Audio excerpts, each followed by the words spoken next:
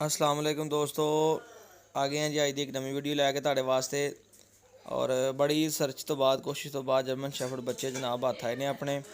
तो अज दी वीडियो सानूं बच्चे चेक कराने आ। 3 मेल आ माशाल्लाह, क्वालिटी तुहाडे सामने आ। 2 महीने उम्र आ, ब्लैक मास्क ने फुल बच्चे।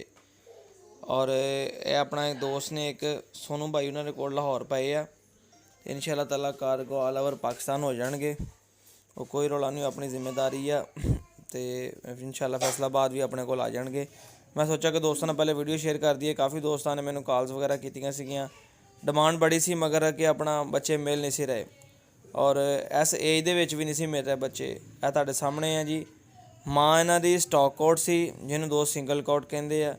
ਬਾਪ ਇਹਨਾਂ ਦਾ ਲੌਂਗ ਕੋਟ ਸੀਗਾ ਜੱਤ ਵਾਲਾ। ਔਰ ਬੱਚਿਆਂ ਦੇ ਤੁਹਾਨੂੰ ਜੱਤ ਨਜ਼ਰ ਆ ਹੀ ਰਹੀ ਆ। ਕੁਛ ਦੋਸਤ ਇਹਨੂੰ ਡਬਲ ਕੋਟ ਵੀ ਕਹਿੰਦੇ ਆ, मगर ये स्टॉक तो लॉन्ग का क्रास आ। बड़े ही प्यारे बच्चे बननगे। एड़ा पिछे बच्चा खड़ा अच्छी खासी जात आएगी ना उहदे ते चैक कर लो। मेल बच्चे ने, नर ने। जिहड़ा दोस्त लेना चाहे फिल फॉर रबता करे, कॉल करे जनाब, ठीक है। तो इंशाअल्लाह ताला उन्होंने मिल जाएगा बच्चा। बुक करावे, पेमेंट भेजे अपनी। कारगो लैने ने तो कारगो आके ले जाना चाहे तद भी ठीक है। तो जे कोई कारगो ले जाना चाहे तो कारगो चार्जिस तुहाडे होणगे। तो चीज़ की माशाअल्लाह गारंटी है, तसल्ली है, खूबसूरत चीज़ आ।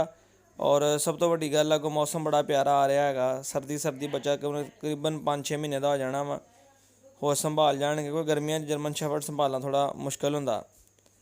तो इस नाल ही दोस्तों फिर उम्मीद करते हैं वीडियो अच्छी लगी होएगी। बच्चे बड़े क्वालिटी वाले ने। यही वीडियो अपने को आज आई सी तो मैं चलो दोस्तों ने शेयर करते हैं ताकि जो दोस्त कॉल्स वगैरह कर रहे थे किसी का नंबर मेरे को सेफ आ, किसी का नहीं है। तो जल्द से जल्द वीडियो वेख के मेरा रबता कर लैन। मिलते हैं दोस्तों एक नवी वीडियो नाल। फिर अपने वीर नूं इजाजत दिओ। स्क्रीन ते नंबर मेरा चल जाता, व्हाट्सअप नंबर भी यही है, रबता करो। इंशाअल्लाह ताला पप्पी मिल जाएंगे तुहानूं।